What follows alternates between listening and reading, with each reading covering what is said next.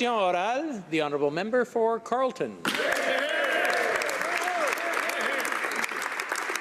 When the finance minister announced his tax increases on small businesses and family farmers over the summer, he was meticulous in sheltering his assets from any higher taxes.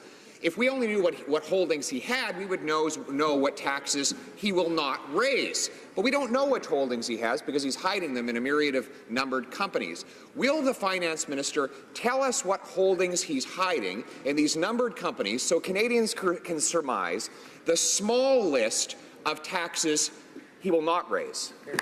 The Honourable Parliamentary Secretary to the Minister of Finance. Merci, Monsieur le Président. Je veux assurer. Thank you, Mr. Speaker. I want to assure my honourable colleague that the Minister of Finance, like all members, has always worked with the Ethics Commissioner and to ensure that he's always been transparent with her and that all the rules were followed.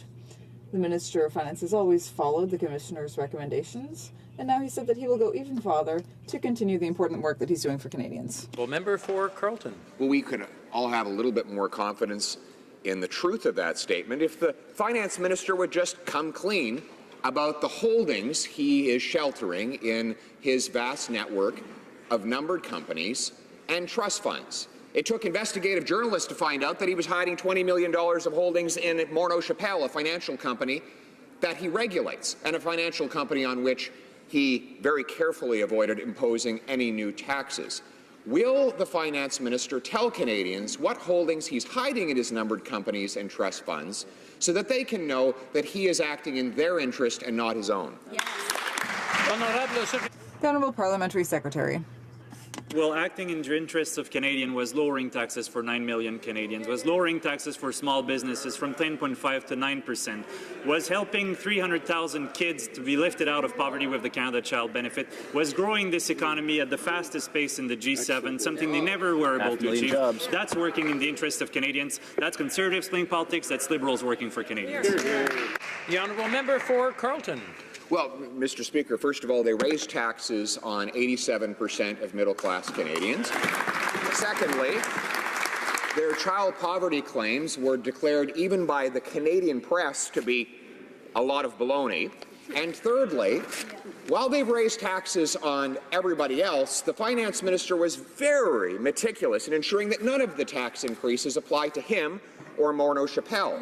Once again, will he finally reveal what he's hiding in this vast network of numbered companies and trust funds so Canadians can be assured that their finance minister is acting in the public interest, not for his private profit? The Honourable Parliamentary Secretary. Mr. Speaker, the finance minister has always been transparent and forthcoming with the ethics commissioner, has always followed the rules and followed her recommendations, and he's announced to go even above and beyond. But I understand why they don't want to talk about the economy. They prefer to talk about the finance minister, because if we just remember, Mr. Speaker, I'll give him a number, 1.6%. That was the real GDP growth for a decade, the annual real GDP growth for a decade. That was the worst, Mr. Speaker, since Mackenzie King, the worst in 69 years. Compare that to today. Canada is growing the economy at the fastest pace in the G7, 3.7% over last year. That's what we're doing. That's, again, Conservatives playing politics, Liberals working for Canadians.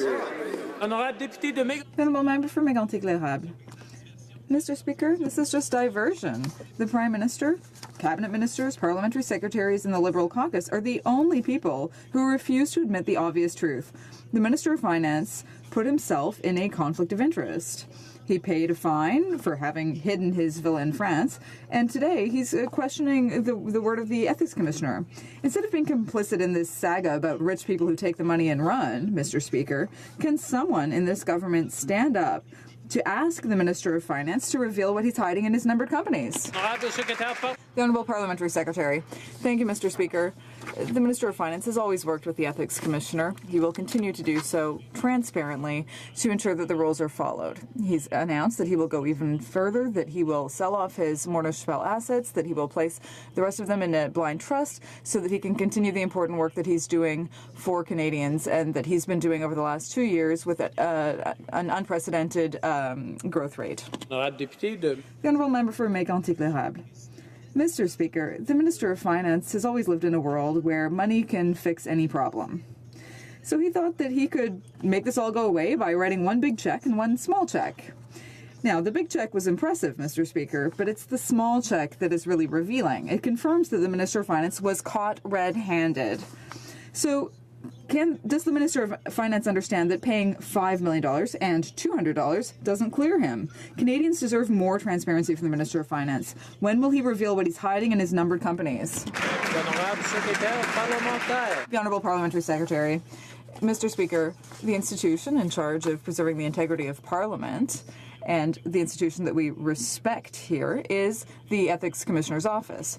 The Minister of Finance has always worked with the Commissioner and continues to do so to ensure that all of her recommendations are followed. And he's even gone further in order to ensure the trust of Canadians and to continue the important work that he's doing.